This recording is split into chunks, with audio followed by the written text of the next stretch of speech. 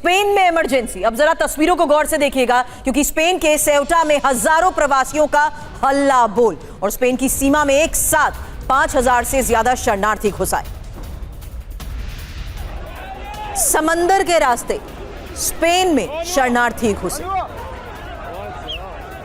इतिहास में पहली बार है कि इतने बड़े पैमाने पर सीमा पार की गई है और शरणार्थियों में महिलाएं, बच्चे भी शामिल हैं।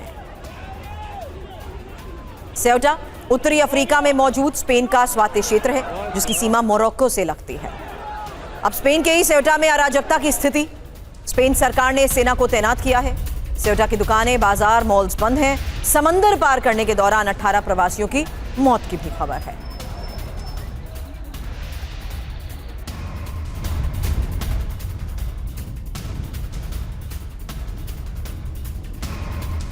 तो स्पेन की राजधानी मैड्रिड में भी सेना तैनात की गई है और समंदर पार करने के दौरान फिलहाल 18 लोगों की मौत की खबर है।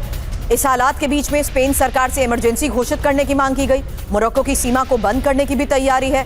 टैंक्स को भी सड़क पर उतारा गया है। स्पेन के राष्ट्रपति पेड्रो सांचेज सेउटा का दौरा भी करने वाले हैं।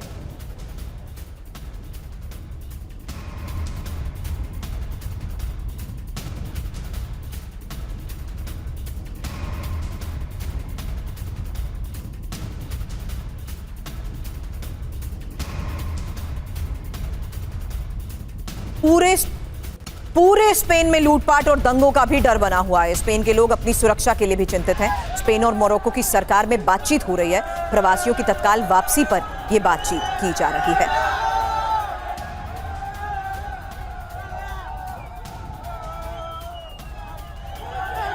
लेटेस्ट तस्वीरें आपने देखी हैं, लेकिन अब आपको इंफॉर्मेशन वॉल पर बताते हैं कि आखिर स्पेन का स्वायत्त इलाका सेउटा कहां पर है, मोरक्को से इसकी दूरी कितनी है। स्पेन में शरणार्थियों का ये जो धावा है, जिसकी तस्वीरें अभी आपने देखी हैं, इस पूरे रास्ते को एक मैप के जरिए भी हम आपको बताते हैं, जहां मोरक्को को सेउटा की दूरी महज 14 किलोमीटर की है। और ये रहा वो इलाका, ये रहा स्पेन, ये रहा समुद्री बॉर्डर एरिया और ये रहा मोरक्को। पहले से ही शरणार्थी इसी रास्ते से आते भी रहे हैं, लेकिन अब जो स्थिति बनी हुई है, जो तस्वीरें सामने आ रही हैं, सेउटा उत्तरी अफ्रीका में स्पेन का स्वायत्त क्षेत्र है और सबसे बड़ी बात है, जहां हजारों शरणार्थियों के एक साथ आने से संकट और ज्यादा बढ़ चुका है। स्पेन में अराजकता की स्थिति कैसे पैदा हो रही है, वो तस्वीरों के जरिए भी साफ है, क्योंकि लगातार एक साथ इतने लोगों के आने के बाद दुकान, मॉल बंद हो चुके हैं। सेना को सड़क पर उतरना पड़ा है। स्पेन की सरकार भी अलर्ट है। लोगों को वापस भेजने की भी तैयारी हो रही है। इस बीच यूरोपीय संघ की माइग्रेशन नीति पर भी एक नई बहस शुरू हो चुकी है। लेकिन इतने लोगों के एक साथ आने की तस्वीर आपने देखी, अब इसकी वजह भी समझिए। ये एक अल्जीरिया नागरिक की याचिका के बाद शीर्ष अदालत तक मामला पहुंचा था, जब 2024 में समुद्र के रास्ते तैर कर आने पर बिना किसी कागजी कार्रवाई के उसे तुरंत वापस भेज दिया गया था। अब अदालत ने यह माना कि किसी भी व्यक्ति को बिना लीगल काउंसिल के इंटरप्रेटर और उसकी सुरक्षा मांगने का उसे मौका दिया जाना चाहिए। उसे ऐसे ही देश से बाहर नहीं निकाला जा सकता। ये स्पेनिश संविधान कहता है। मानव अधिकारों का ये सीधा उल्लंघन माना जाएगा अगर आप ऐसा करेंगे। इसलिए स्पेन के सुप्रीम कोर्ट का ये फैसला शरणार्थियों के साथ साथ प्रवासियों के अधिकारों के लिए एक ऐतिहासिक और कानूनी मोड़ माना जा रहा है। हालांकि अदालत ने यह भी ध्यान रखने की बात कही कि अगर आप समुद्र से बचाए गए हैं, तैर कर आए हैं, तो लोगों के मामले में ऐसे में सी लॉ, अंतर्राष्ट्रीय समुद्री संधियां लागू हो जाती हैं। इसलिए मानवीय आधार पर उन्हें सुरक्षा मिल सकती है। कानूनी प्रक्रिया का उन्हें पालन करने की जिम्मेदारी मिल सकती है। सुप्रीम कोर्ट के इसी फैसले के बाद यह साफ हो गया कि तैर कर आने वाले लोगों को तुरंत वापस नहीं भगाया जा सकता है। प्रवासियों को यह पता था, एक बार सेउटा के समुद्र रास्ते पर वो कदम रखेंगे तो जाहिर सी बात है, स्पेन में कानूनी प्रक्रिया के तहत उन्हें शरण मांगने का अधिकार मिल जाएगा।